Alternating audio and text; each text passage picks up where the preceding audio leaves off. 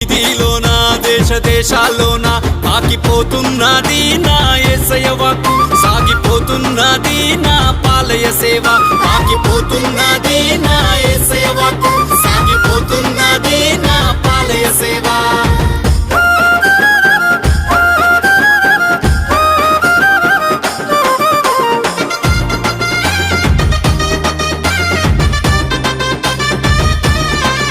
చిన్ననాటి నుండే భయము భక్తి కలిగి యేసు సన్నిధిలుండి పరిశుద్ధాత్మను పొంది కట్టినాడు చూడు బంగారు కోట, ఎంతో అద్భుతమైన